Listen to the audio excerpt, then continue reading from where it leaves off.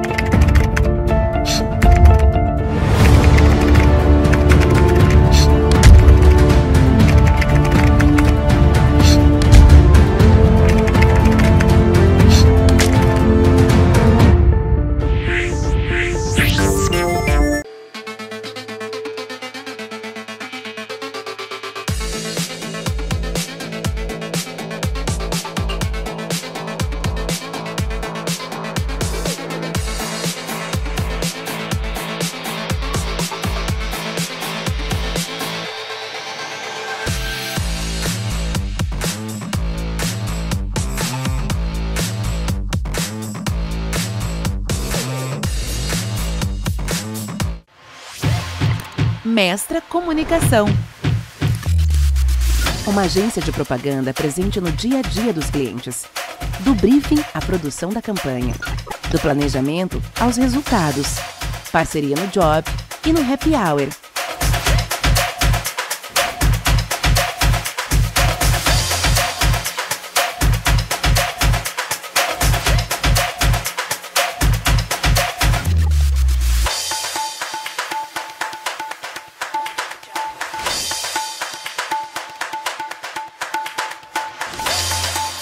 Somos também uma agência multidisciplinar, que fala todas as línguas do online e offline.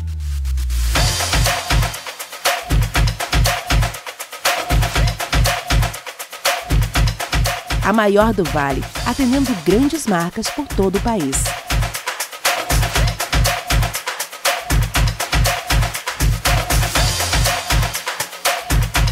Todos os dias, apresentando ideias que vendem. Todos os dias, criando estratégias que funcionam. Todos os dias, conquistando resultados relevantes. Mestra Comunicação, porque aqui, todo dia, é dia de se reinventar.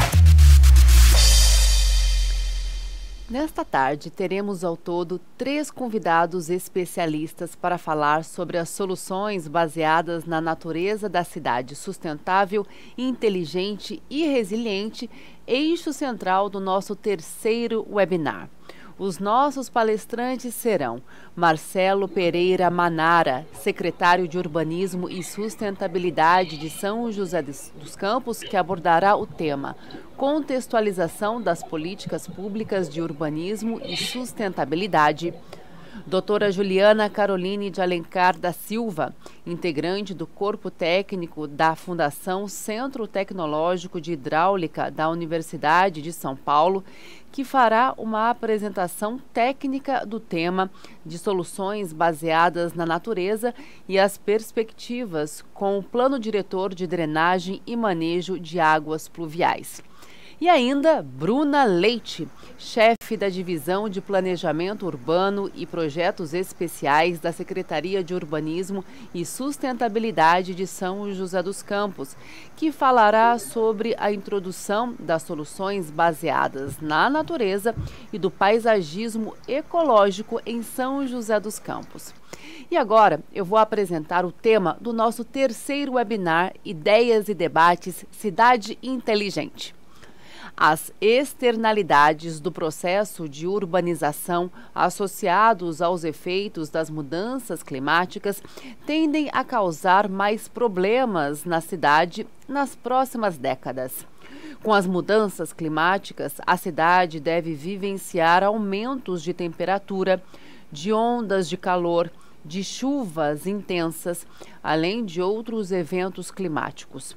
Para além da infraestrutura convencional, esse cenário faz com que seja imprescindível que a cidade fortaleça as estratégias de adaptação climática de forma a tornar a cidade mais resiliente e sustentável.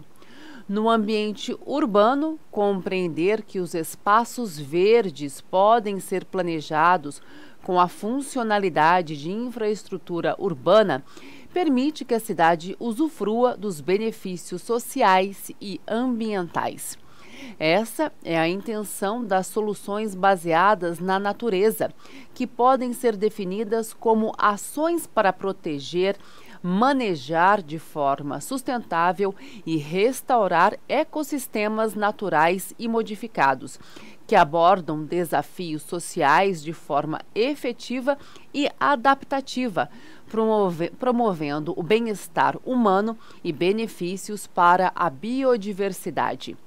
Nesse contexto, a Secretaria de Urbanismo e Sustentabilidade vem introduzindo diversos incentivos a práticas e tecnologias sustentáveis, bem como vem trabalhando para a construção de políticas públicas específicas, como o manejo sustentável de águas pluviais. No plano diretor, por exemplo, esse incentivo está associado ao fator de sustentabilidade da outorga onerosa do direito do consumidor de construir, Assim, os empreendedores podem reduzir a contrapartida financeira a partir da adoção de telhados e paredes verdes, revitalização de espaços verdes e livres, entre outras tecnologias sustentáveis. Mais recentemente, o novo Código de Obras implantou as estratégias sustentáveis, tornando mandatária a adoção delas para a aprovação de obras particulares. Assim, o construtor deve atingir uma pontuação mínima por meio da seleção de 87 estratégias disponíveis, incluindo diversas soluções baseadas na natureza, como plantio de árvores, sistemas de drenagem sustentável, telhados e paredes verdes, entre outras. Para fortalecer essa pauta, São José dos Campos desenvolverá, a partir do segundo semestre de 2022, a etapa 2 do Plano Diretor de Drenagem e Manejo de Águas Pluviais. Com enfoque no manejo sustentável das águas da chuva, o processo de construção desse plano colaborará para a disseminação e a capacitação de agentes públicos e privados quanto à importância da cidade sustentável e resiliente. Além de incentivos e definição em marcos regulatórios, a Prefeitura Municipal de São José dos Campos está desenvolvendo o primeiro projeto de paisagismo ecológico, adotando sistemas de drenagem sustentável sob a forma de jardins de chuva e valas de biorretenção na linha verde. Esses sistemas, além de apresentarem caráter ornamental, atuam como elementos de infraestrutura e contribuem com a retenção e a absorção de águas de escoamento superficial. E agora, para dar início ao nosso congresso, chamamos o nosso primeiro palestrante desta tarde, o senhor Marcelo Pereira Manara, secretário de Urbanismo e Sustentabilidade de São José dos Campos. Marcelo Manara é formado pela Universidade de Taubaté, é pós-graduado em Gestão Ambiental pela Unicamp, foi assistente técnico do Ministério Público, como secretário municipal de Urbanismo e Sustentabilidade, coordenou os trabalhos para o novo plano diretor, novo zoneamento, negociou os licenciamentos ambientais da Via Cambuí, Arco da Inovação e Linha Verde e implantou importantes projetos como o Observa e Arboriza São José dos Campos. Sob o seu comando, a Sala do Empreendedor atingiu recorde nacional para a abertura de empresas em menos de 24 horas. Seja bem-vindo, secretário. Olá, Brisa. É um prazer, uma honra estar aqui participando desse encontro, ainda mais acompanhado da doutora Juliana, da Bruna Leite, né, que vão poder dar sustentação técnica dessa abordagem tão importante, né? E aí, eu quero começar contextualizando um pouco mais, né? São José dos Campos, como já descrito no vídeo, é uma cidade de 730 mil habitantes, uma capital regional, por assim dizer, né? Uma capital de uma região metropolitana que, na verdade, aglutina 40 milhões de habitantes, considerando a região metropolitana de São Paulo, região metropolitana do Vale do Paraíba e região metropolitana do Rio de Janeiro, onde daqui produzem 20% do PIB nacional, né? E é uma região, o Vale do Paraíba é uma região de ocupação antrópica de mais de 300 anos, então é natural que esses municípios de calha, como nós chamamos, os municípios ao longo do eixo do Rio Paraíba do Sul, ao longo da rodovia Presidente Dutra, eles estão num processo de conurbação, né? Os seus territórios urbanos estão se encontrando e esse é um cenário muito especial para políticas públicas que prevêem a preparação dessas cidades, como é que elas estarão no cenário de mudanças climáticas para daqui a 15, 20, 50 anos, que em termos de planejamento urbano é o amanhã, né? Então, São José dos Campos tem feito esse trabalho intenso de modernização das suas políticas públicas, porque essa condição, principalmente, como dito também no vídeo, e destacando, né, que é um vale, essa condição geomorfológica impõe também uma especificidade, uma condição específica para que nós, planejadores urbanos, nós, sociedade, possamos discutir que futuro que nós queremos para essas cidades, para a região do Vale do Paraíba, em termos dessa expectativa das mudanças climáticas que já vivenciamos. Eu costumo sempre dizer um exemplo que é muito nítido, São Paulo, terra da garoa, não existe mais, né? São Paulo hoje das grandes tempestades, e é necessário que possamos dispor de políticas públicas, de equipamentos e sistemas para conseguir, né, a adaptação, a resiliência e a capacidade do enfrentamento para essa transformação que todo o planeta já está vivenciando. Então, em 2017, logo no primeiro mandato do prefeito Felício Ramute, que eu fui convidado para assumir uma nova secretaria, uma nova concepção, né, de planejamento. O que antes eram 3 secretarias, a Secretaria de Planejamento Urbano, a Secretaria de Meio Ambiente e a Secretaria e parte da Secretaria de Desenvolvimento Econômico foi aglutinada numa única Secretaria de Urbanismo e Sustentabilidade. Não sem razão, né? Essa foi uma medida que, apesar naquele momento ainda alguma grita dos ambientalistas por entender que a Secretaria de Meio Ambiente estaria perdendo importância, perdendo espaço, se mostrou completamente o contrário, né? Porque essa nova composição, unificando, trazendo para a mesma secretaria temas primos, por assim dizer, o urbanismo e o meio ambiente, que foi possível, logo em 2018, entrarmos numa grande discussão com a sociedade joseense, num grande pacto, né? Lá se foram 150 reuniões públicas, audiências, oficinas para discutir o futuro de São José dos Campos em nome do seu plano diretor. E foi nesse momento, né, que esse exercício de uma linguagem nova, de uma secretaria de visão ampla, multifocal, multidisciplinar, que pôde trazer efetivamente a sustentabilidade como protagonista desse novo modelo de planejamento urbano.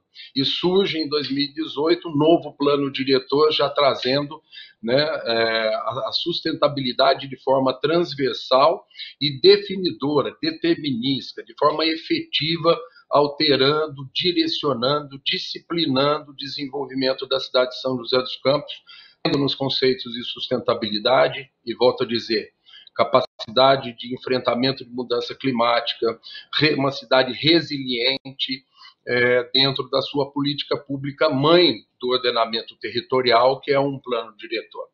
Logo, na sequência, outro desafio, que é a discussão do zoneamento da cidade, novas audiências públicas, novas oficinas, um grande pacto com a sociedade joseense, já também, mais uma vez, tendo como elemento norteador os conceitos de sustentabilidade, de uma cidade que privilegia a qualidade de vida, trazendo as opções para a implementação de novos parques, novas áreas verdes, isso em 2019. E avançamos ainda mais. Vamos entender, né, essas políticas públicas como um relógio, o verso de um relógio. O plano diretor e o zoneamento, aquelas duas grandes engrenagens, e a partir de então tivemos que fazer também a modernização daqueles pequenos instrumentos que também ajudam a essa grande engrenagem de um plano, de uma política pública efetiva de uso e ocupação do solo. Então, nós avançamos na regulamentação desses dispositivos e, como destaque, que já foi colocado pela Brisa logo no início, né, tivemos um inovador Código de Obras, o Código de Edificações do município, agora em 2022, que praticamente aboliu a construção convencional, né? Quem quiser construir em São José dos Campos, o seu edifício, a sua residência, comércio, serviço, indústria, tem forçosamente que utilizar conceitos do Green Build, da construção sustentável. São 87 insumos, equipamentos, sistemas que o responsável técnico, o empreendedor podem utilizar para que a sua obra seja aprovada no âmbito da prefeitura municipal. E, com isso, participando efetivamente desse modelo de transformação do ambiente construído, do uso e ocupação do solo, que São José dos Campos fez assentar no seu plano diretor e no seu zoneamento. Todos eles pautados, né, no Green Building e na construção sustentável, que é o caminho que nós entendemos, né, com a participação do poder público, chamando a iniciativa privada. E nisso é importante dar um destaque, né, que em todas essas discussões, como eu falei, né, decorreu de um grande pacto com a sociedade, a participação ativa do setor produtivo, né? Então as construtoras, associações de construtoras, o segmento imobiliário, todos participando também desse novo olhar, dessas novas propostas, e conseguimos com isso trazer esses desafios, né, agora na forma de política pública. Então nós podemos dizer que São José dos Campos é uma das primeiras cidades do Brasil, da América Latina, a dispor de todo um conjunto, né, de políticas públicas, mãe do ordenamento territorial no município, apontadas, né, e exigindo que esse novo conceito de cidade resiliente seja praticado efetivamente. Obviamente que tivemos que trazer isso também para o esforço de obras públicas, né, no município. Então, também, né, a nova linha verde depois a Bruna vai explicar melhor para vocês, vai dispor, né, de jardins de chuva, de valetas de biorretenção. Então, são conceitos que também nas obras públicas a prefeitura tem adotado, além de outras iniciativas, que, volto a dizer, né, a sustentabilidade junto com o urbanismo resultou, né, num olhar multifocal, multidisciplinar muito interessante. Por exemplo, em São José dos Campos, toda a malha viária, toda nova malha viária, todo novo asfalto é feito utilizando pneus velhos reciclados, né? E assim já tiramos de circulação mais de 100 mil pneus na Via Cambuí, no Arco da Inovação, nas obras viárias do município. Agora nós estamos com grande esforço para que as obras públicas utilizem de agregados reciclados da construção civil, para diminuir os entulhódromos, né, essa condição ruim para a cidade na gestão dos resíduos da construção civil. A obra pública está utilizando agregados reciclados. São todos indicativos de que a sustentabilidade é protagonista na gestão pública. Isso que é muito importante, a sociedade percebe isso, né? E aí nós temos também uma série de outras iniciativas, que eu tenho até que pegar minha cola aqui, porque são tantas atividades que eu vou descrever aqui para vocês, né? Aquelas que ajudaram também a resultar nessa certificação São José dos Campos como a primeira cidade inteligente, resiliente e sustentável do Brasil, uma das 80 do mundo, né? Com o seguinte detalhe, né? Na certificação da cidade inteligente e resiliente foi padrão ouro, né? Foi a menção ouro. E na sustentabilidade foi platino. Então, para vocês verem que o reconhecimento através da ABNT, né, através de uma metodologia de certificação oficial, a sustentabilidade se faz presente em muito, né, nas ações em São José dos Campos. Como já citado, né, nós temos algumas ações muito interessantes, também inéditas no cenário brasileiro, como o Observa. Né? O Observa é um sistema de fiscalização territorial em que, lá em 2017, ao assumirmos aqui a secretaria, no esforço de fiscalização do território, né, para orientar melhor, coibir, né, a ocupação clandestina, irregular, em área de risco, nós pensamos, né, como nós faremos isso. Vamos contratar 50 fiscais que vão no carro todo dia de manhã olhando que a cidade está certa ou está errada, ou não.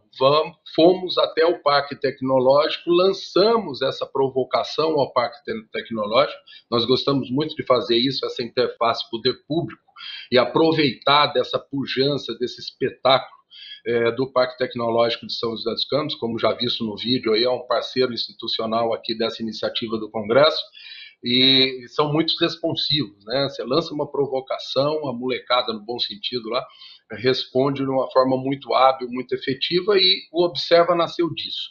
Lançamos essa provocação como fiscalizar o território. E o Observa nasceu, né, com essa tecnologia através da empresa Visiona, junto com do grupo da Embraer, e que trouxe uma metodologia e uma tecnologia muito hábil e interessante. Hoje nós temos 4 satélites passando um scanner em todo o território de São José dos Campos. E a cada 72 horas, né, é feito um balanço das detecções de eventuais irregularidades. Então, seja um desmatamento, o início de construção em área de risco, seja o início de um parcelamento do solo clandestino, enfim, características de uso e ocupação em desconformidade com o zoneamento e com o plano diretor, né? Que potencialmente possam provocar danos aos recursos hídricos, assoreamento, erosão. É isso que também, como resultado desse Observa, que foi o primeiro projeto nesse sentido na América Latina. Apresentamos no encontro anual da Digital Globe, uma das maiores provedoras de imagens satélites do mundo, em Denver, nos Estados Unidos, em 2018, essa iniciativa inédita. Então, já está indo para o seu 4º ano e ajuda a disciplinar o uso e ocupação do solo naquilo que o plano diretor, o zoneamento, apontaram que a sociedade joseense gostaria de ver o caminho do desenvolvimento da cidade, né? Também a plataforma GeoSanja é um espetáculo. Eu tive agora apresentando recentemente, há 2 semanas, no encontro Green Cities europeu, em Málaga, na Espanha. São José dos Campos foi convidado a apresentar essas iniciativas, e o GeoSanja, que é uma plataforma que todo e qualquer cidadão pode ter acessível no seu celular, basta digitar GeoSanja, e lá você tem, além de uma série de prestação de serviços, informações úteis, aonde tem ponto de ônibus, aonde tem feira, o andamento das obras públicas, e tem lá também o plano diretor e o zoneamento, que você pode conhecer a macroestrutura viária, a rede hidráulica do município. Então, é uma plataforma que oferece todas as informações, todos os mapas do plano diretor, está disponível na palma da mão do joseense, quer dizer, do mundo inteiro. Basta digitar GeoSanja, e é um espetáculo essa plataforma que promove essa interatividade. Além da interatividade, uma base de informações muito segura e muito importante para que as pessoas tenham conhecimento dessas políticas públicas, tenham conhecimento da regra do jogo, e dessa forma inibe que façam de forma irregular, né? E também outras ações, como a restauração florestal, né? A cada ano, em média, fazemos cerca de 100 hectares de plantios de proteção às nascentes, à bacia hidrográfica, né, aos recursos hídricos. O nosso programa de saneamento rural, também desenvolvido aqui pela Secretaria de Urbanismo e Sustentabilidade. A arborização de São José dos Campos, que também é um equipamento importantíssimo para a saúde pública. São José é reconhecida nos 3 últimos anos pela FAO, ONU, através do programa Tree Cities, como uma referência no Brasil da melhor gestão do patrimônio arbóreo. Então, isso muito nos dignifica e mostra que nós estamos no caminho certo com relação à arborização de São José através do programa Arboriza. E estamos com novos projetos agora, né? Vamos implementar uma fazenda urbana, né, para aumentar né, colocar o holofote, divulgar mais esse novo conceito de fazenda, de agricultura urbana, que é o que as médias e grandes cidades estão promovendo, né, de também em atenção às mudanças climáticas. Depois a Bruna e a doutora Juliana vão poder explorar mais isso, mas vamos implementar uma fazenda urbana para incentivar a compostagem, a produção de hortas. O São José Solar, que é uma iniciativa que nós vamos lançar de incentivo aos pequenos comércios para que tenham condições de colocar painéis fotovoltaicos. Então, estou me aproximando aqui do tempo final, quero só destacar isso, né, que além das políticas públicas que nós modernizamos de 2018 até 2022, trazendo a sustentabilidade como protagonista desse novo momento de preparação de São José dos Campos, do Vale do Paraíba, para que se torne um município efetivamente resiliente, preparado às mudanças climáticas, mas também outras tantas ações que demonstram que nós estamos no caminho da conversão da matriz de mobilidade elétrica. Paulinho Guimarães esteve aí na outra webinar falando muito bem disso, junto com a Secretaria de Mobilidade aqui de São José dos Campos, que é uma referência nacional também. Essa conversão da mobilidade elétrica, São José é uma das expoentes no cenário brasileiro, e é muito interessante. Também a diversificação da matriz energética, né? A Prefeitura já está implantando a sua primeira fazenda fotovoltaica. Vamos inaugurar em breve a produção de energia à base do biogás no aterro sanitário. Então, são iniciativas que demonstram que o poder público está muito empenhado em fazer a sua tarefa de casa, né, com cerca de 50% do que consome de energia e do que vai prover a linha verde, os ônibus elétricos com energia verde auditável, né? Então, são iniciativas, dentre outras, que demonstram que nós estamos no caminho certo. E, para finalizar, eu gostaria de aproveitar esse último minuto para dar um outro destaque, né? É um desafio que São José tem também, nós aqui na Secretaria, nós temos coordenado as discussões aqui no Vale do Paraíba sobre a importância da água. Então, como eu disse, né, é uma região metropolitana, junto a outras duas regiões que somam 40 milhões de habitantes, e as águas joseenses têm uma contribuição fundamental para essa dinâmica, né, do complexo urbano industrial de 3 regiões metropolitanas e 20% do PIB nacional.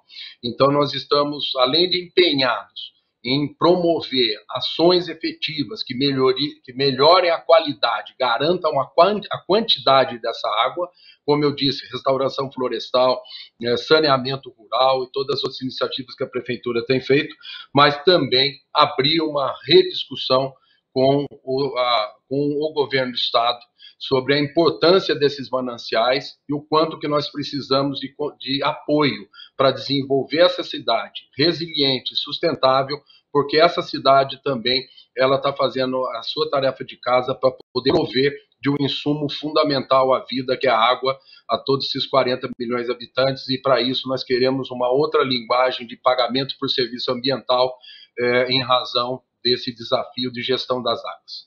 Então, consegui, acho que, falar no tempo aí. Brisa, novamente eu agradeço e me coloco à disposição aqui para os debates.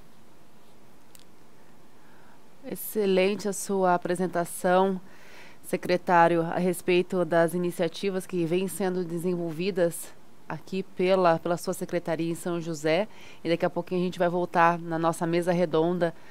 Já tem algumas perguntas aqui para o senhor, mas daqui a pouquinho vai chegar também outras perguntas dos participantes, inclusive você que está nos assistindo aqui ao nosso Congresso Ideias e Debates, mande já a sua pergunta, pode mandar já sobre esse tema que a gente acabou de ouvir, da apresentação do secretário de Urbanismo aqui de São José dos Campos. Eu tenho uma dúvida aqui já sobre como desenvolver os mananciais e esse projeto que ele tem de pleitear mais apoio do governo do estado, por exemplo. Essa é uma pergunta minha, mas se você tiver alguma pergunta, você que nos assiste, mande já, que a nossa curadora está aqui a postos para dar uma lida nos seus questionamentos, e ao final vamos abrir para o nosso bate-papo com os nossos palestrantes. Falando em palestrante, vamos dar sequência então ao nosso congresso com a nossa segunda palestra desta tarde com a doutora Juliana Alencar. Ela que é integrante do corpo técnico da Fundação Centro Tecnológico de Hidráulica da Universidade de São Paulo, que fará uma apresentação técnica do tema das perspectivas com o Plano Diretor de Drenagem e Manejo de Águas Pluviais, etapa 2. Doutora Juliana Alencar é pós-doutorada pela Faculdade de Arquitetura e Urbanismo da Universidade de São Paulo, na área de infraestrutura verde e azul. Tem doutorado e mestrado pelo Departamento de Engenharia Hidráulica e Ambiental da Escola Politécnica da Universidade de São Paulo, atuando na linha de pesquisa revitalização, recuperação e renaturalização de bacias hidrográficas. Ela é professora de ensino superior em disciplinas e cursos relacionados à drenagem urbana, saneamento, recursos hídricos, planejamento urbano, planejamento da paisagem e infraestrutura verde e azul, e também consultora em projetos de infraestrutura urbana, de infraestrutura verde e de drenagem sustentável, além de estudos hidráulicos, hidrológicos e de revitalização de bacias hidrográficas. Doutora Juliana, é com você. Olá, pessoal, boa tarde. Primeiro, agradecer o convite, né? Sempre um prazer para mim, né, falar sobre águas e, né, projetos tão interessantes e inovadores como esse, que, né, como essas iniciativas aí da Prefeitura de São José dos Campos. Eu tenho um slide, para mim não está aparecendo. Já está aparecendo? Agora sim, deixa eu voltar. Então, né, eu estou com esse desafio, né, de tentar transmitir aqui, nesses poucos minutos, um pouco do que são as soluções baseadas na natureza e, né, como aplicá-la aí nesse novo contexto, né, da etapa 2 do Plano Diretor de Manejo de Águas Pluviais de São José dos Campos. Então,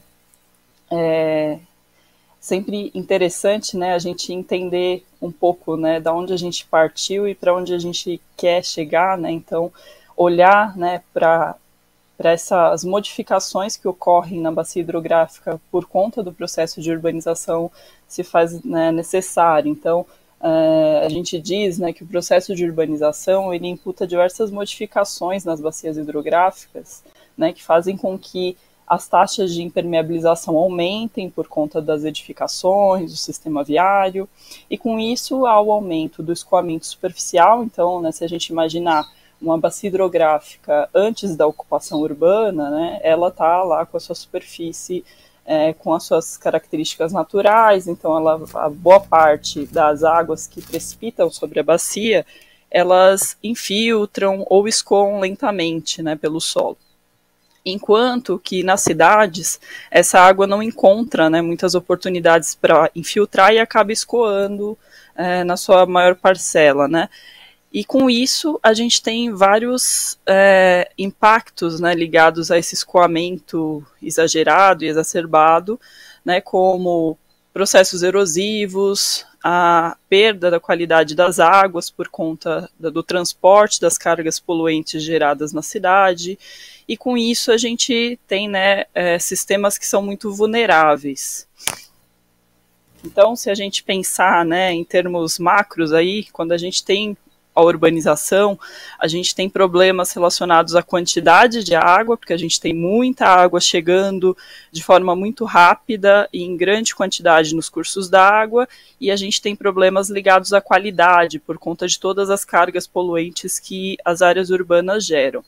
Então, num contexto, né, de uma bacia hidrográfica não urbanizada, então, né, com suas características naturais, as águas são armazenadas na paisagem, elas, né, são tratadas pelos processos, né, naturais da paisagem, e à medida que a gente converte isso para um espaço urbanizado, a gente tem que repor, né, esse armazenamento natural em estruturas artificiais, como os reservatórios e galerias para disciplinar as águas e assim por diante, e a gente tem que fazer o tratamento dessas águas que acabam sendo degradadas em estruturas, né, como estações de tratamento de esgotos, de águas pluviais e assim por diante. Então, né, nessa demanda toda pela um novo olhar das águas, né, um novo olhar para a paisagem urbana, surgem várias iniciativas, conceitos, nomenclaturas, né, que basicamente traduzem para a gente esse desejo de que a gente faça o manejo sustentável das águas, né, como, por exemplo, cidades esponjas, infraestrutura verde, drenagem sustentável e o mais atual, aí, soluções baseadas na natureza, que é um termo que vem, né, cunhado pela UCN, tentando ser um termo guarda-chuva que traga, né, essa ideia de soluções com base nos processos naturais para mitigar, né, os impactos provenientes da vida, né, das ações humanas, da urbanização e assim por diante.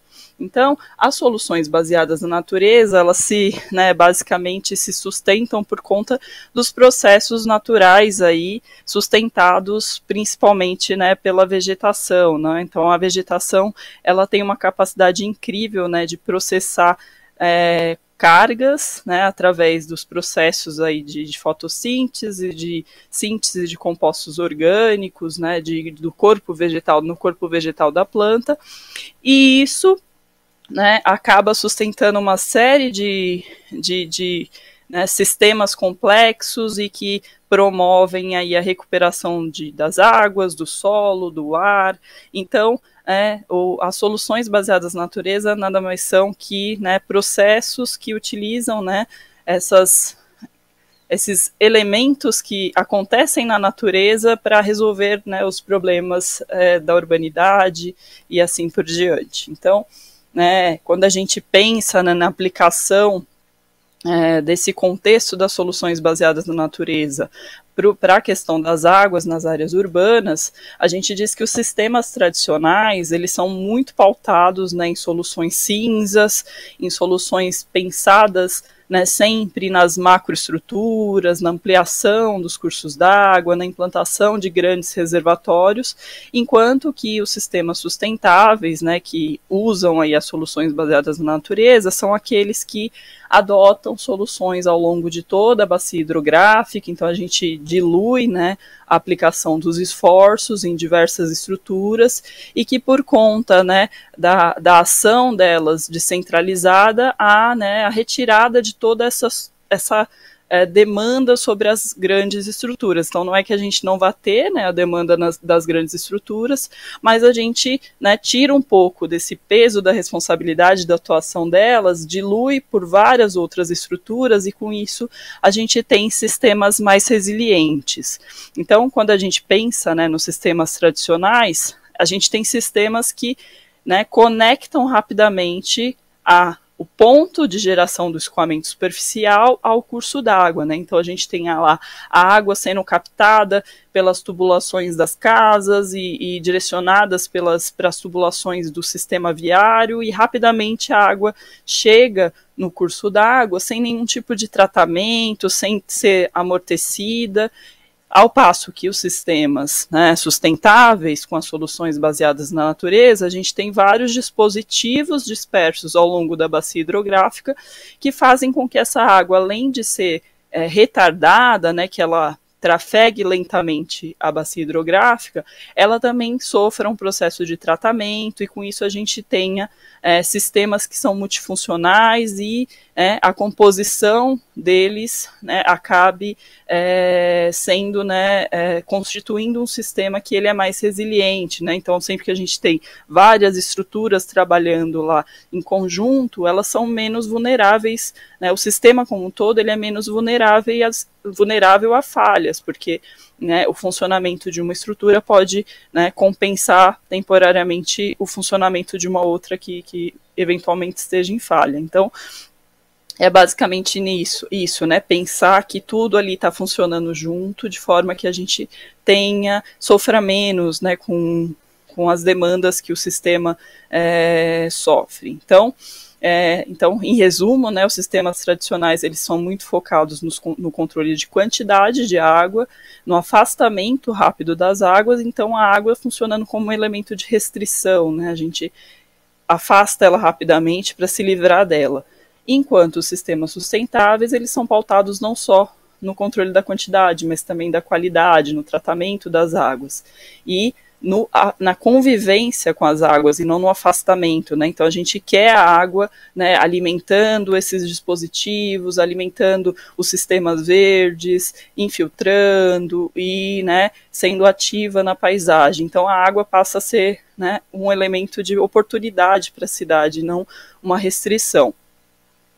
E, né, então, o que as águas podem prover, né, nas áreas urbanas num contexto de manejo sustentável das águas? Basicamente são serviços ecossistêmicos, né? Então, os serviços ecossistêmicos é aquilo que a natureza provém para a gente só da gente deixar ela existir, né? Então, à medida que a gente aumenta, né, a presença de elementos verdes na paisagem, de elementos orgânicos, né, através das soluções baseadas na natureza, a gente vai ganhando serviços ecossistêmicos, então melhoria do microclima, áreas de lazer, melhoria da qualidade do ar, tratamento das águas, né, então deixar, né, a paisagem com elementos naturais, né, só a existência deles já por si só, né, provém para a gente uma série de benefícios. E aí, como aplicar isso é um grande desafio, né, mas se a gente começar a olhar as diferentes escalas projetuais, né, não só focar ali na bacia, né, ali no canal, né, em elementos de reservação, né, numa escala macro, a gente começa a enxergar oportunidades para a aplicação dessas técnicas no lote, no bairro, na várzea do curso d'água, e isso compõe todo um sistema rico para a bacia hidrográfica. Então, né, pensando na escala do lote, pensar nessas possibilidades, né, através, por exemplo, de todas as ferramentas que o Manara citou, né, através da ação do poder público, incentivando e através de diversos dispositivos, né, a aplicação de técnicas na escala do lote, como telhado verde, jardins verticais, pavimento drenante, jardins de chuva.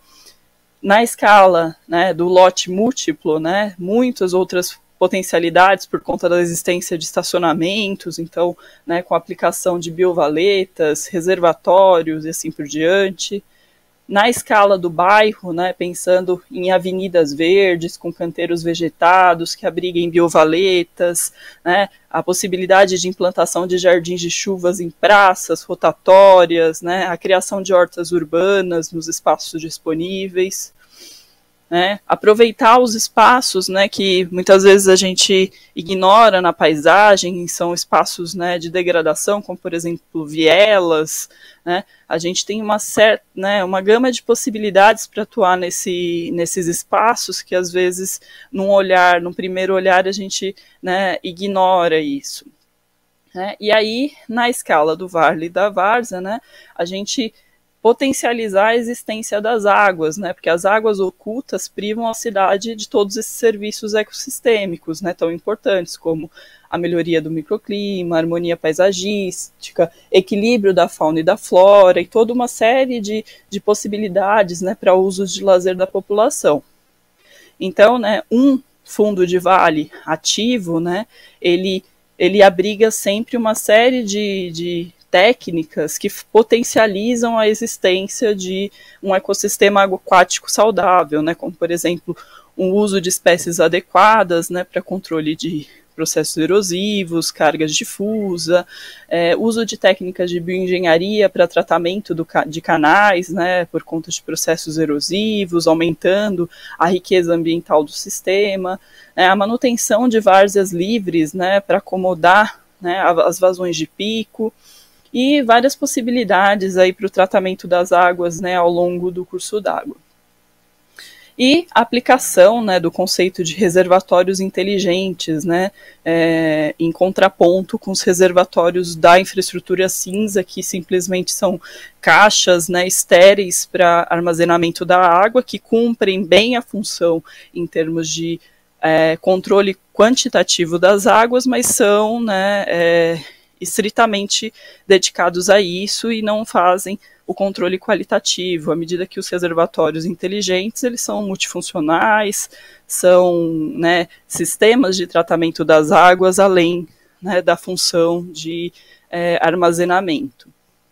Então, né, é inevitável, falando de tudo isso, não, né, trazer a pergunta, né, como revitalizar nossos rios urbanos, né, porque tudo isso a gente está falando de água, de cargas poluentes, e no fundo, né, além de ter uma cidade viva, né, do ponto de vista das soluções baseadas na natureza, das águas, a gente quer, né, ver nossos rios limpos, nossos rios saudáveis. Então, não tem como fazer isso, né, sem controlar tudo isso que está acontecendo na bacia hidrográfica, sem ter, né, os sistemas sustentáveis. Então, sempre lembrando que os cursos da água, eles são reflexo dos processos que acontecem na bacia hidrográfica. Então, se a gente tem uma bacia hidrográfica que trata muito mal suas águas, né, que produz muitas cargas poluentes, a gente vai ter rios muito degradados, né, e à medida que a gente vai ampliando o nosso olhar, né, para o controle de tudo isso que está acontecendo na bacia, a gente vai criando condições de ter bacias hidrográficas saudáveis e, por consequência disso, rios saudáveis que respondem às demandas da sociedade, né, para as águas. Então, né, a resposta são sistemas sustentáveis, né, e aí os sistemas sustentáveis, né, passa por tudo isso que foi falado, né, da gente ter sistemas dispersos ao longo da bacia, que façam controle de quantidade, mas também de qualidade das águas, e assim por diante. E, né, não esquecendo né, dos efeitos aí da urbanização, né, juntamente com as mudanças climáticas, né? Então a gente tem aí, né, uma panela de pressão, né, que falar em sistemas sustentáveis, né, já vem em resposta, né, a toda a pressão exercida pelas mudanças climáticas. Então, as mudanças climáticas antes eram né, debatidas como o que vai acontecer, né, como vai ser, e acho que isso já é algo do passado, né, elas já estão acontecendo, a gente já sente as consequências das mudanças climáticas. Então, preparar nossas cidades para tudo que está vindo, né, não é mais uma opção, né, é uma necessidade, uma obrigação. Então, nesse contexto todo, né, vem a etapa 2 do Plano Diretor de Drenagem e Manejo de Águas Pluviais, né, de São José dos Campos. Então, a gente tem uma primeira etapa aí do Plano Diretor onde surgem todos os estudos, toda a quantificação, né, das águas que acontecem, né, na cidade e como lidar aí com elas do ponto de vista quantitativo. E agora, nessa segunda etapa, entra esse olhar, né, de como dar um passo além, né, do que já é feito na maioria dos lugares e olhar para as águas também com esse enfoque da qualidade das águas, do paisagismo ecológico, das soluções baseadas na natureza, né? Então, o UFCTH USP vem aí, né, dar esse apoio, né, com todo o seu saber científico e técnico dessas soluções, né, de manejo sustentável das águas pluviais. Então, a gente tem esse desafio aí, né, que é numa cidade, né, com toda essa influência hídrica, né, com seus diversos cursos d'água e, né, sendo aí área contribuinte de um manancial tão importante aqui, né, do estado de São Paulo, trazer, né, essas soluções para manejo sustentável das águas. Então, essa etapa 2, né, do PDD-MAP, ela inclui aí a elaboração de estudos técnicos, né, para conhecer quais são as cargas poluentes geradas, né, nessas microbacias contribuintes, a elaboração de um manual de manejo sustentável, né, para orientar não só o poder público, como todos os empreendedores aí que estão atuando na bacia, como lidar, né, do ponto de vista do manejo sustentável das águas, e a elaboração aí de um plano de ação e de projetos, né, para aplicação no município.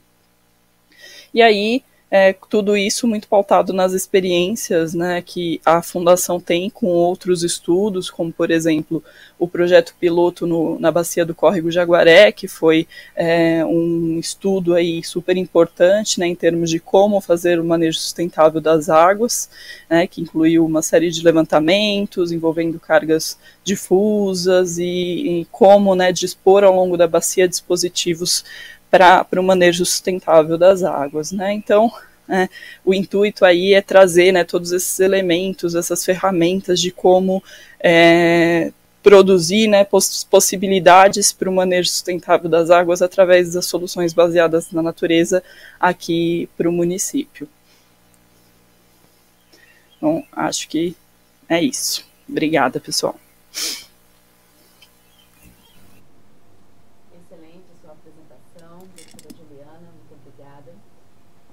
Agora, queremos agradecer novamente a realização do nosso webinar Ideias.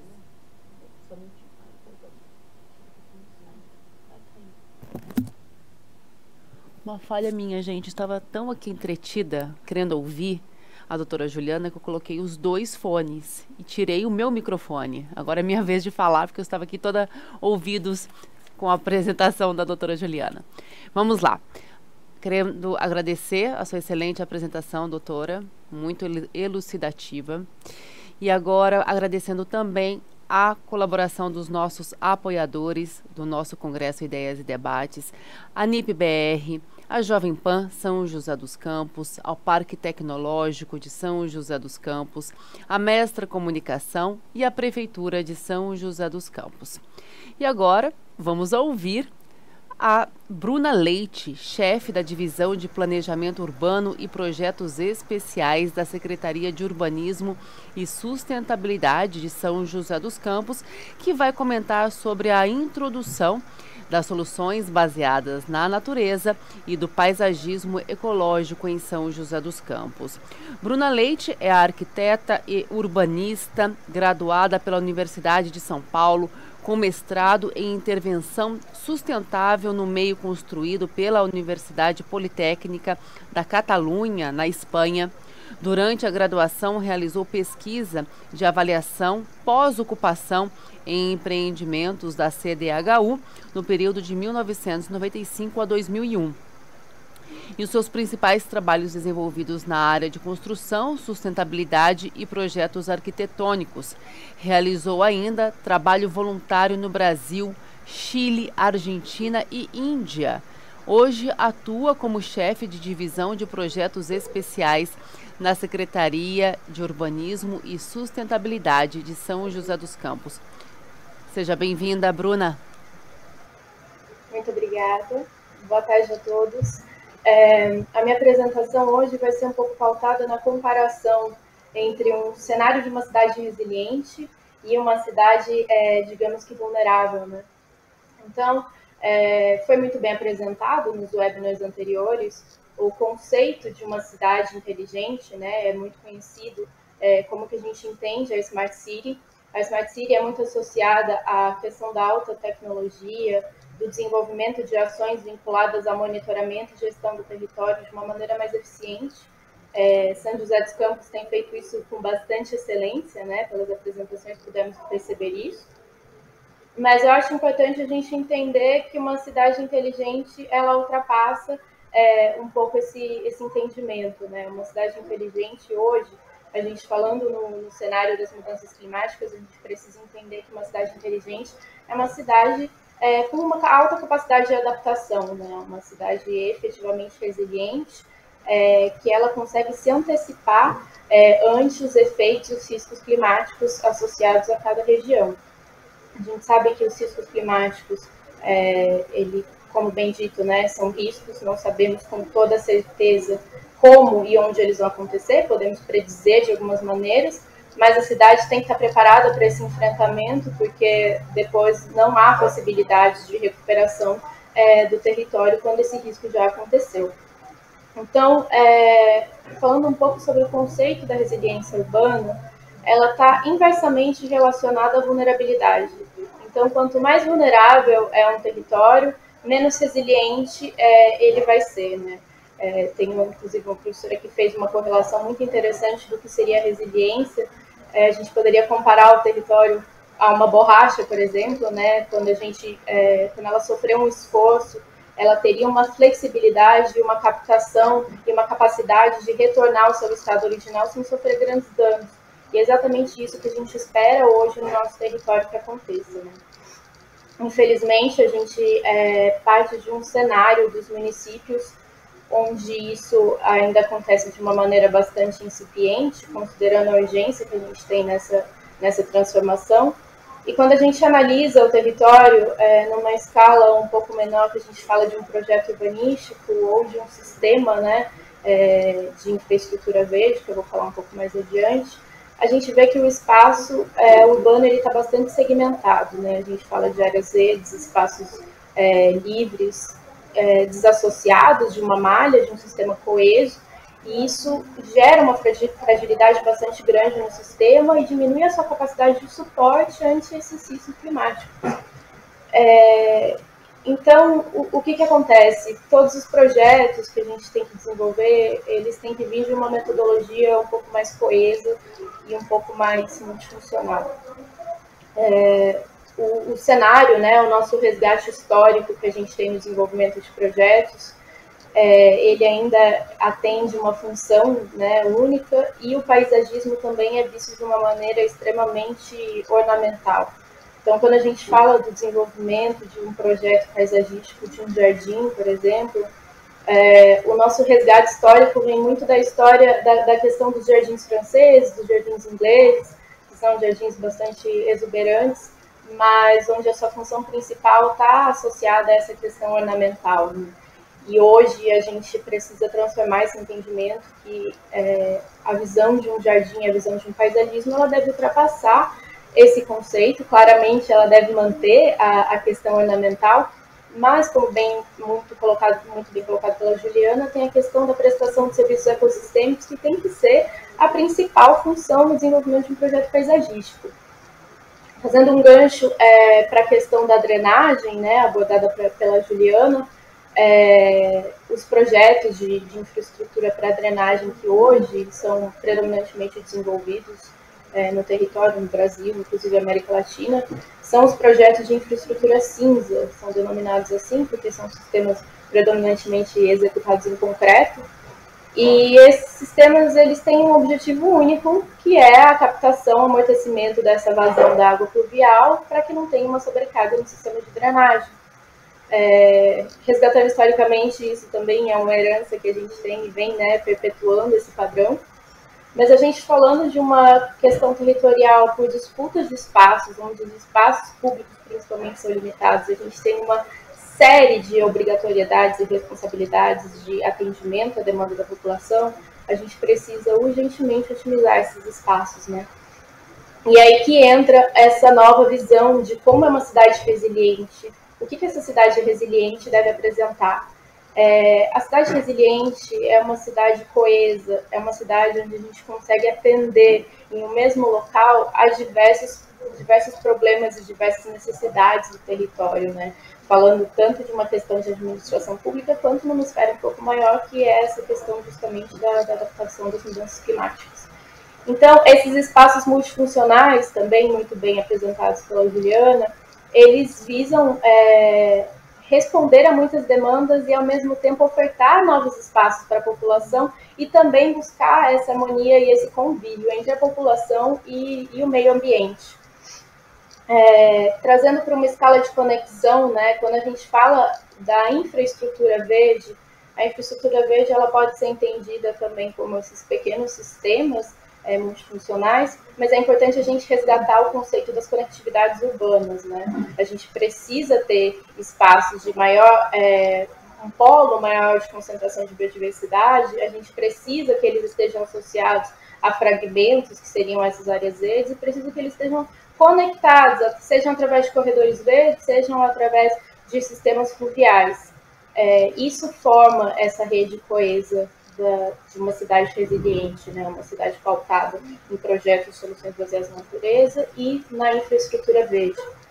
Voltando, então, para o exemplo que eu dei dos jardins e dessas cisternas, né, desses sistemas de amortecimento de água pluvial, um jardim, então, ele deixaria de ser somente um jardim, ele mantém o seu caráter ornamental, mas ele atende diversas questões do território, né? Ele pode ser um autopromotor, indutor de biodiversidade, pode atrair pequena fauna, ele pode tratar poluentes, partículas poluentes residuais do solo.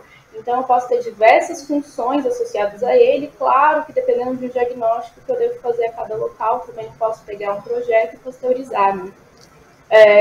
E trazendo o exemplo também da cisterna, ela pode manter essa característica do armazenamento, da vazão das águas pluviais, mas ela pode ter outros benefícios associados. Ela pode prover um espaço de lazer para a população, ela pode ser um local de concentração de biodiversidade, e ela pode conter elementos de tratamento através de soluções baseadas na natureza para tratamento dessas águas residuais, para que quando essas águas residuais sejam devolvidas ao sistema de drenagem parcialmente infiltradas no solo, a gente tenha uma maior qualidade também dessa água, né? Não focar somente na quantidade, mas também na qualidade, como muito bem a Juliana apresentou. Os exemplos que eu posso citar hoje dos projetos que a gente tem desenvolvido na prefeitura relacionados a isso são predominantemente projetos voltados à drenagem sustentável e à utilização de soluções baseadas na natureza. O secretário Manara citou um deles, que é o projeto da Linha Verde. A Linha Verde é um sistema de transporte em massa, inovador no território também, até no cenário nacional, utilizando veículos 100% elétricos, veículos leves sobre pneus. E nesse eixo de transporte estão previstos ciclovia, passeios e a implantação do sistema de drenagem sustentável. Nesse projeto foram propostos 2 sistemas em 2 escalas, que seriam jardins de chuva ao longo das estações desse veículo, né, do VLP. Então, os sistemas de jardim de chuva estão dispostos ao longo dessas estações e são uma escala um pouquinho menor de projeto, aproximadamente 60 metros quadrados por estação. Está em fase de desenvolvimento e ele foi concebido juntamente com o desenvolvimento do projeto de paisagismo desse projeto da Linha Verde, né? Ele nasceu em conjunto. Também em conjunto, projetamos algumas biovaletas, né, conhecidas também como valas de bioretenção, que elas têm uma escala bastante maior, aproximadamente 350 metros quadrados, que elas vão auxiliar na captação dessa água de escoamento superficial, fazer um tratamento do que a gente chama de fitorremediação, né, que é o tratamento dessas partículas poluentes provenientes do escoamento superficial dessa água. Parcialmente vai ser infiltrado no solo e parcialmente vai ser devolvido à rede de drenagem, né? Esse projeto é interessante falar também, porque acho que quando a gente fala de infraestrutura verde, a gente cai muito na questão dos recursos, né? Foi também uma solução inovadora aqui no território. O recurso advindo desse projeto, essa contratação que está em vias de publicação, né, pública, sobre edital público, ela teve objeto no tema de conduta, né, de termos de ajuste de conduta, na verdade, termos de compromisso ambiental, desculpa, proveniente dessa compensação ambiental pela própria linha verde, né? Então a gente fez na linha verde a compensação no próprio local, com relação à arborização, mas a gente teve uma compensação adicional que foi esse sistema de drenagem. Então, ele também atende a questão ambiental, até porque a gente está falando de um local do território altamente impermeabilizado, uma das subbacias hidrográficas mais impermeabilizadas do território. Então, a questão da drenagem, ela responde muito bem a uma compensação ambiental nesse caso. O terceiro e último projeto que eu vou citar, que está em desenvolvimento hoje no município, é o projeto de estruturação da região sul do município. Até quando eu falo região sul, na verdade, é um limite geográfico abstrato, né? Prefiro falar da subbacia hidrográfica do córrego Vidópolis, que é uma bacia altamente permeabilizada do território, e o objetivo é promover justamente a estruturação urbana do território através de um projeto de infraestrutura verde, de um sistema conectado que possa estar distribuído no território, né, nesse eixo todo da região sul, onde vão acontecer diversos projetos, inclusive atendimento a premissas do plano de drenagem que indicam locais que devem ser desenvolvidos projetos de retenção e amortecimento de águas pluviais, onde vai estar também o projeto muito bem explicado pelo secretário Manara da Fazenda Urbana, outros projetos vinculados a soluções baseadas na natureza, todos conectados por um grande eixo fluvial, que é o córrego do Senhorinha, o principal córrego dessa subbacia hidrográfica. Interessante frisar também que o recurso proveniente desse projeto que está em desenvolvimento hoje é um recurso do Fundo Municipal de Desenvolvimento Urbano, então aí a gente consegue correlacionar, né, essa importância e a necessidade da gente linkar o planejamento urbano com os sistemas de infraestrutura verde, com as soluções baseadas na natureza, e a gente está conseguindo justificar muito bem esse projeto e acredito que ele vai atender muito bem a essas duas premissas. Esse projeto atualmente está em fase de concepção, né? A gente espera que nos próximos anos as primeiras etapas sejam executadas. No momento, esses são os projetos principais, também a gente vai trabalhar agora com o desenvolvimento dessa segunda etapa do plano diretor de drenagem e manejo de águas pluviais. Vai ser um eixo transversal desses projetos que eu citei, porque inclusive uma das etapas do plano diretor de drenagem é essa questão do monitoramento dos sistemas de infraestrutura verde, que também, resgatando o conceito da cidade inteligente, é a maneira como a gente consegue promover a eficiência urbana. Então, a gente vai conseguir linkar muito bem todos esses projetos. Eu acredito que a questão do linkar os projetos e dessa abrangência que a gente vem buscando, de aplicabilidade mesmo dos conceitos de resiliência urbana, infraestrutura verde, soluções baseadas na natureza, aplicados a políticas públicas, a programas e a projetos, é uma maneira muito eficiente de garantir a perpetuação desse conceito no território urbano e que ao longo das gestões, né, que sucederem, que não sucederem, que isso seja perpetuado, uma vez que o território, a população, inclusive a equipe técnica já se apropriou, né, desse conceito.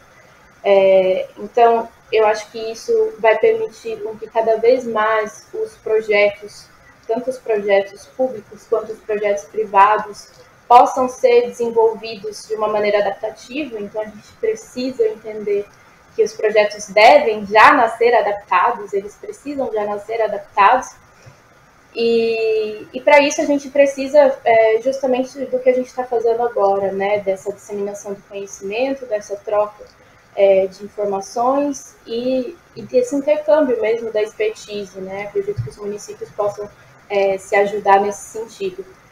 Dessa forma, até coloco, inclusive, o município de São José dos Campos à disposição para eventuais questionamentos, né, e para essa troca de informações, e a gente também espera conseguir aprender bastante com outros técnicos, outras pessoas, outros municípios. É isso, muito obrigada. Muito obrigada, Bruna, pela sua apresentação. E agora vamos dar início à nossa mesa redonda, ao nosso debate com os nossos palestrantes dessa tarde, do nosso terceiro webinário. Você que está aqui nos acompanhando pode enviar já suas perguntas para a nossa mesa redonda. Vamos começar o nosso bate-papo, colocando aqui então na tela os nossos 3 palestrantes convidados desta tarde. A primeira pergunta vai para o secretário de Urbanismo e Sustentabilidade de São José dos Campos, o Marcelo Manara. Manara, ao final da sua apresentação, você havia comentado a respeito dos esforços que vocês pretendem empreender no sentido de desenvolver os mananciais, essa gestão das águas aqui de São José dos Campos, junto ao governo do estado. Como estão essas tratativas, secretário? Então, Brisa, é uma excelente oportunidade, né? Porque o abastecimento de água, o cenário de mudança climática, tem apresentado uma recorrência cada vez mais intensa e num prazo cada vez menor, período cada vez menor, da recorrência das grandes crises hídricas que tanto afetam a sociedade. Então, basta lembrarmos aí que em 2014, 2015, vivenciamos a maior crise hídrica da história do estado de São Paulo e em 2021 a maior crise hídrica da história do Brasil. Então, obviamente, é um insumo fundamental para a vida humana, para o desenvolvimento das cidades. Então, o abastecimento de água deve sim, né, ser rediscutido, porque é lógico, nós temos aí, né, todo um acervo de colegiados, então um expoente é o Comitê de Bacia Hidrográfica, mas nós temos pouco incremento de criatividade, na verdade, né? Porque nós devemos agora discutir como é que deve ser essa relação. Então eu levei até essa proposta ao Fórum Mundial da Água em Brasília, quando eu coloquei essa indagação: como é que o município de médio porte negocia com dois gigantes perdulários de água uma melhor mesa baseada na justiça socioambiental. Isso eu quero dizer o seguinte, né? São José dos Campos, 730 mil habitantes, um município rico para os padrões brasileiros, mas que nós temos 15 mil pessoas que moram em 62% do território, que é a nossa zona rural. Esses cidadãos que estão efetivamente trabalhando para preservar a nascente, para contribuir de forma fundamental no processo de abastecimento para gerar 20% do PIB nacional, como é que nós estamos dando atenção a eles enquanto serviços básicos que o poder público deve levar? Como é que está a escola para os filhos desse seu Zé, da Dona Maria, que estão lá protegendo a nascente? Como é que é envelhecer na área rural? Será que eles têm à disposição esses serviços, né, tão essenciais à dignidade de vida humana, porque eles promovem esse grande serviço, esse fundamental serviço de proteção de mananciais? Então é essa nova linguagem que nós queremos propor, uma reabertura dessa mesa de negociação, porque ainda o Estado, a Sabesp, as instituições estão sentadas na poltrona da década de 80, e nós precisamos avançar no entendimento de que essa é uma grande oportunidade para uma coisa que vai além do PSA, do pagamento por serviço ambiental. Nós estamos falando da água e da biodiversidade como insumos de negociação para a dignidade de vida do homem que vive e protege esses mananciais. É a isso que se propõe o Plano de Gestão Distrital de São Francisco Xavier, que é esse outro desafio que depois, com outro tempo, a gente pode abordar também. Você terminou a sua fala, Manara, com a palavra desafio, e a minha pergunta agora para a doutora Juliana é exatamente dentro desse conceito de desafios. O Manara comentou, doutora Juliana, falou sobre criatividade. É isso que eu queria perguntar para a senhora, esse desafio que você está agora enfrentando ao implementar esse novo conceito das soluções baseadas na natureza, essa transição para você implementar esse novo conceito, haja vista, o Manara acabou de comentar, né, que muitos gestores ainda estão sentados na poltrona da década de 70 e 80. Como, então, fazer essa transição? Quais são os desafios para fazer essa transição das soluções cinzas, das macroestruturas e implementar efetivamente as soluções baseadas na natureza aqui em São José dos Campos? É a pergunta de 1 milhão, né? Que todo mundo quer saber a resposta, né? Muita criatividade. Na verdade, assim, acho que a gente tem que falar na língua de que cada um entende, né? Eu acho que para o gestor público, ele entende bem quando a gente fala em dinheiro, em impacto para a população, né? Então, assim, as soluções baseadas na natureza, elas geram uma série de benefícios que trazem economia poder público na gestão das águas, né? Então, assim, a gente tem uma série de impactos, né, na adoção da estrutura cinza, né? Então, a gente tem sistemas que sofrem vulnerabilidade, então vira e mexe sofrem com a sobrecarga, expõem a população a doenças de veiculação hídrica, resultam, né, em perda de bens materiais.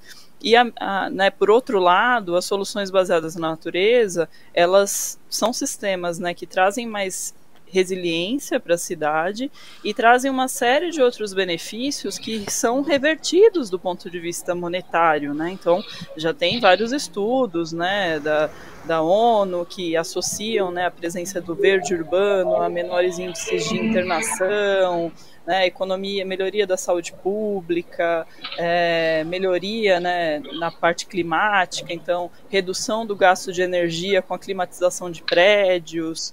Então são sistemas que demandam menos manutenção no sentido, né, manutenção especializada, assim como dragagens e sistema cinza para tratamento localizado das águas. Então, assim, quando a gente bota tudo isso na ponta do papel e faz a conta, a gente vê que, né, pensando num horizonte de projeto longo, os sistemas sustentáveis, eles são mais baratos, né, de gerenciar e trazem uma série de benefícios também para o poder público em termos de imagem. E aí, para além disso, a gente tem toda uma questão, um contexto mundial que certifica, né, ações nesse sentido, que dá visibilidade internacional para iniciativas. Então, né, do ponto de vista do poder público, essa é sem dúvida a abordagem, né, convencer os gestores de que são sistemas que se pagam, né, no longo prazo. O famoso bottom line, né? Como a gente fecha essa conta, mostrando ali os resultados, temos aí uma forma de argumentar. Uma pergunta agora para a Bruna, em termos do projeto paisagístico da Linha Verde, que tem realmente impactado aqui a população de São José com o funcionamento, com a implementação da Linha Verde. Outras cidades aqui da nossa região, daqui da RM Vale, ou até mesmo do Brasil, né, haja vista aí a certificação de cidade inteligente por São José dos Campos, outras prefeituras têm contatado você, o seu núcleo, aqui na Secretaria de Urbanismo de São José dos Campos, não só na parte ornamental, mas também na parte da compensação ambiental desse projeto da Linha Verde, Bruna? Bom, na verdade a gente tem feito um intercâmbio com outros municípios, né? Inclusive a gente tem conversado com técnicos especialistas até da iniciativa privada, que hoje estão trabalhando com a iniciativa pública. Então, a gente está conseguindo trocar bastante informação nesse sentido, né? Eles têm bastante da expertise técnica e a gente consegue propor para eles quais são os desafios que eles podem nos ajudar a enfrentar para driblar, né, essa burocracia e até esse engessamento que a gente encontra na gestão pública. O projeto da Linha Verde, ele ainda está em fase de implantação, essa parte da drenagem sustentável, então ele ainda não alcançou a visibilidade, né, que a gente espera, mas essa questão também a gente está apresentando agora, essa possibilidade, é a primeira vez que a gente faz isso no município, de um sistema de drenagem respondendo a uma questão de compensação ambiental, né. Eu tive conhecimento de outros municípios que já estão introduzindo essa alternativa, porque a gente sabe que qualquer adicional, né, no orçamento de um projeto, talvez ele seja cortado, então o melhor caminho mesmo está sendo a gente buscar outras maneiras, até dentro da própria máquina pública, de conseguir promover isso, né? Então, na verdade, acho que é até a primeira vez que a gente apresenta isso dessa forma. Muito bem. Falando em paisagismo, para o leigo, para o cidadão aqui de São José, o meu irmão, ele é joseense, mas ele mora aqui no litoral de São Paulo, em Ubatuba, e ontem ele veio votar aqui em São José. E ele é corretor imobiliário, consultor de imóveis, ele ficou impressionado justamente com esse impacto paisagístico da Linha Verde. Ele falou, nossa, isso aqui está parecendo Miami. E eu quero perguntar aqui para o Manara, você colocou também na sua apresentação a questão do Green Building para o construtor do século XXI. De que forma, tanto a parte paisagística agora, dessa parte né, do arco da inovação, a linha verde, mas também esse manual do construtor do século XXI, o Green Building, de que forma isso vem alavancar também o setor imobiliário aqui de São José? Legal a pergunta, Brisa. Realmente, quando iniciamos todas essas discussões com a sociedade, e aí o setor produtivo imobiliário ele se faz presente, né, em todos os colegiados, Conselho Municipal de Desenvolvimento Urbano, Conselho Municipal de Meio Ambiente. Então é uma interlocução importante, difícil, né, porque é uma coisa que você introduz dentro de uma planilha, né, de obras e quanto que custa adotar esses sistemas, mas foi muito tranquilo, porque a negociação com o setor, ela parte de um outro estímulo, que é o adquirente do imóvel, né? Então, o adquirente que vem para São José dos Campos, né, ele vai adquirir o imóvel, ele já começa a solicitar, começa a entender o quanto que, naquele produto imobiliário, que ele vai colocar a família dele morando, o quanto que é importante esse local já dispor de sistemas, equipamentos, né, que promovam a sustentabilidade no ambiente que ele vai viver com a família. E não só em razão disso, né? Passamos por uma pandemia, por um ciclo de seca brutal que levou a conta de energia para a faixa vermelha durante muito tempo, impactando diretamente o custo do condomínio para cada um, que é para quem mora em prédio. Então, a adoção de sistemas alternativos que ofereçam uma redução nessa conta, exemplo de painéis fotovoltaicos, falando na água, né, o sistema de captação e reuso da água, são equipamentos, sistemas do Green Building, mas eles promovem um equacionamento, uma melhoria no custo direto para o adquirente do imóvel. E também essa questão do paisagismo funcional, você morar, né, num local que nas redondezas você tem uma praça bem cuidada, um córrego urbano que tem as suas margens urbanizadas.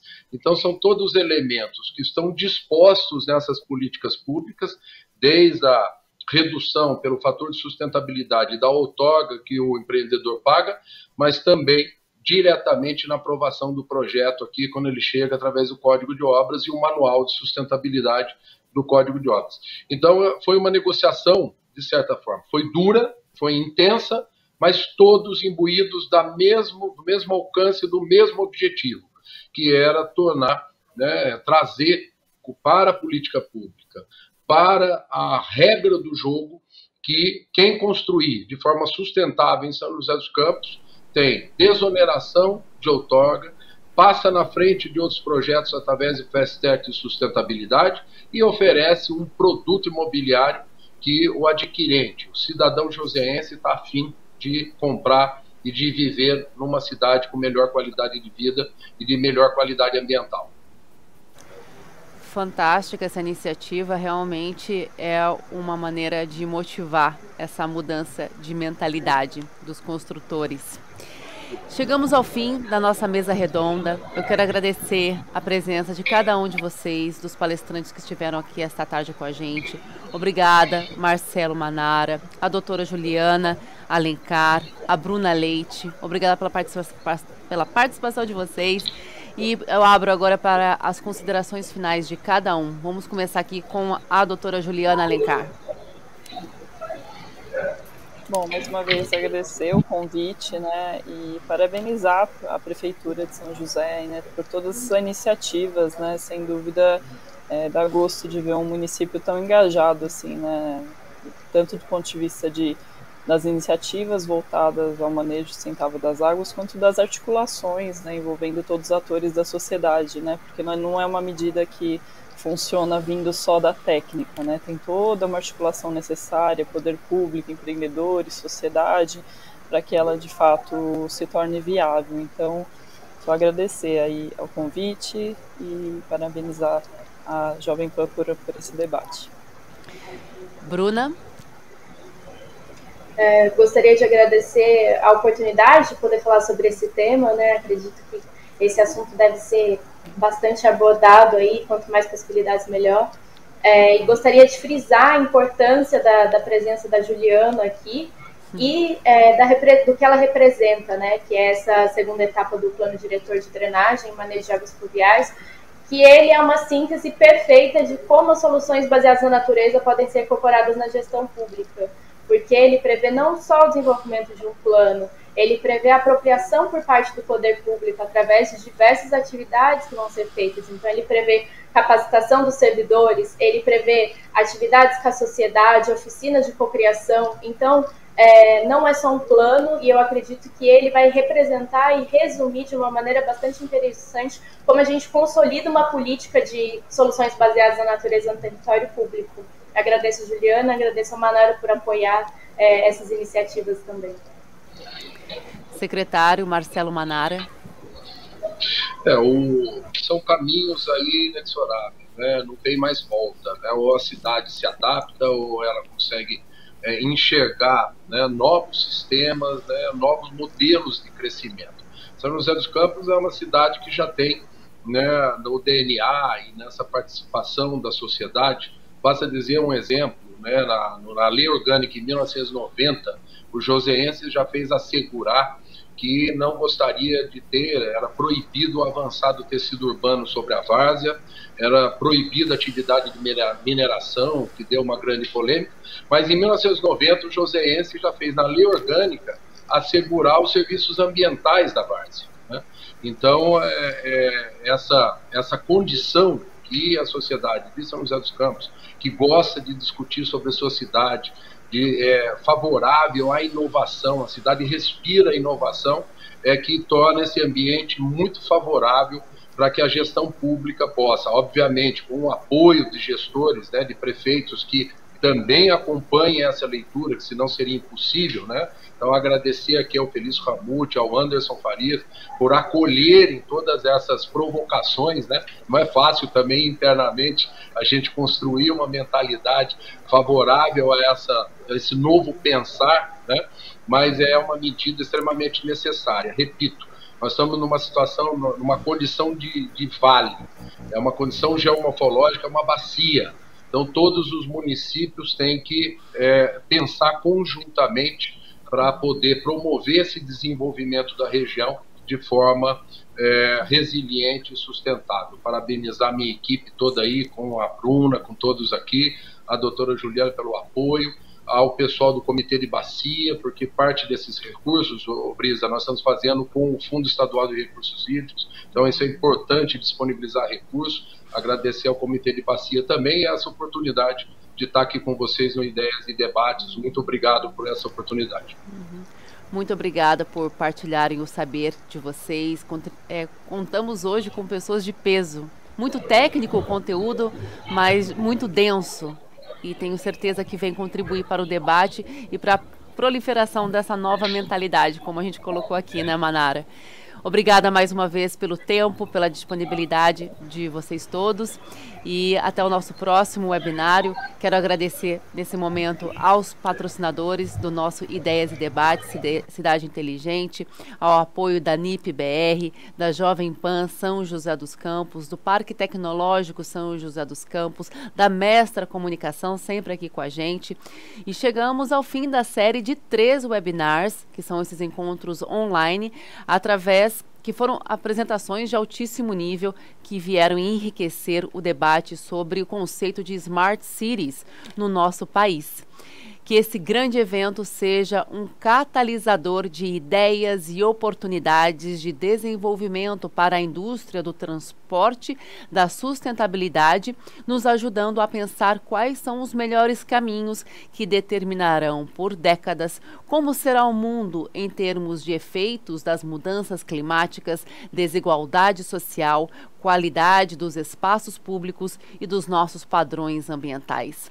Até o nosso próximo Ideias e Debates. Muito obrigada pela sua companhia.